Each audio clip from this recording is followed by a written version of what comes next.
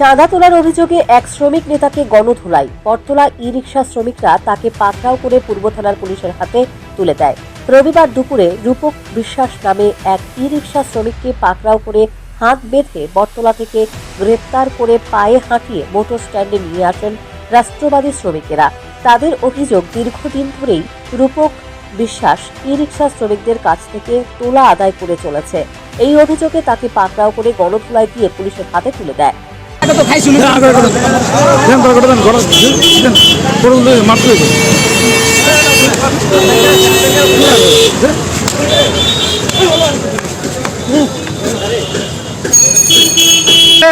গাড়ি নিতাম না, দিতাম কি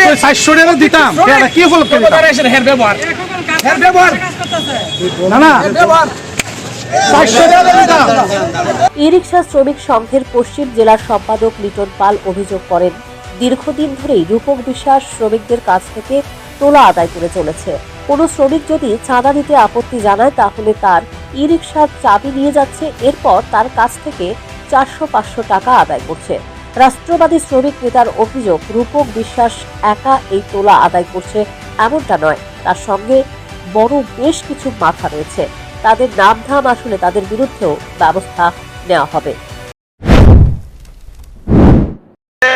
মোটর স্ট্যান্ড থেকে আমাদের ত্রিপুরা ইলেকট্রনিক রিক্সা শ্রমিক সংঘের নামে একটা চাঁদাবাজি করছে অনেকদিন ধরে। তারা আমরা হাতে হাতে ধরতে পারি না।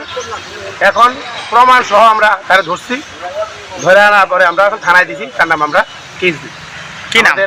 তার নাম হলো অরূপ বিশ্বাস। সামনে কি করে?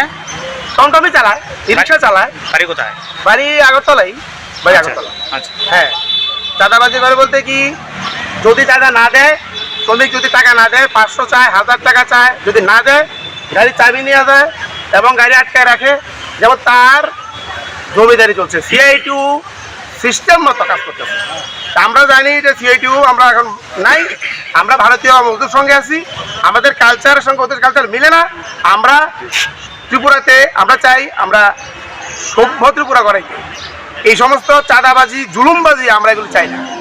আমাদের শ্রমিক এইভাবেই কষ্টে আছে, রুজি রোজগার কম। এরা গাড়ি কিনছে, যারা গাড়ি কিনছে তারা ঠিক মতো দিতে পারতেছে না, সংসার চালাতে পারতেছে না, আপনার ব্যাংক ক্লিয়ার করতে পারতেছে না। এই একটা সমস্যা, বিভিন্নভাবে সমস্যা আছে। প্যাসেঞ্জার কম, ব্যবসা বাণিজ্য কম, এর মধ্যে চাঁদাবাজি করে, তাদের থেকে লুটপাট করে, এই ধরনের ফলাফল। এটা একটা চক্র আছে, সেই চক্রটার মধ্যে আমরা ধরতে চাই। একজনে ধরলে। এদিকে গণধোলাই খেয়ে রূপক বিশ্বাস জানান, সে তোলা আদায় করছে না। যারা তোলা আদায় করছে তারাই তার বিরুদ্ধে উল্টো অভিযোগ তুলছেন। তিনি তোলা আদায় করছেন এমন কোনো তথ্য প্রমাণ কেউ দিতে পারবে না। রূপক বিশ্বাস নিজের রাষ্ট্রবাদী শ্রমিক সংগঠনের নাম ভাঙিয়ে শ্রমিকদের কাছ থেকে তোলা আদায় করে না। সে ই রিকশা চালাচ্ছে, এর মাধ্যমে সংসার পরিচালনা করছেন। তবে যারা তাকে মারধর করেছে তাদের অনেকেই অটোরিকশা চালক। তিনি বলেন, অটোরিকশা চালকরা চাইছে ই রিকশা চালকদের মধ্যে ঝগড়া বিবাদ বাঁকিয়ে তারা একতরফাভাবে রাজধানীতে অটো চালাতে। তাই রূপক বিশ্বাসের বিরুদ্ধে মিথ্যা অভিযোগ আনা হয়েছে।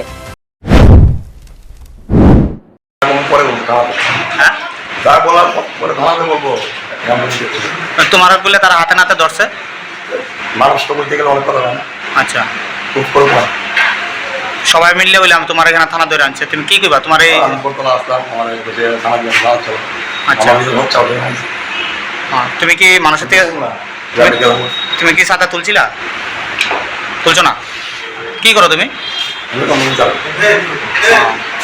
কারোর উপর অত্যাচার বা কারোর চাবি ছিনতাই করছো, এরকম কিছু করছো তুমি? যারা অভিযোগ করতেছে তারা কিরা করবে তুমি? কি নাম তোমার? বাড়ি?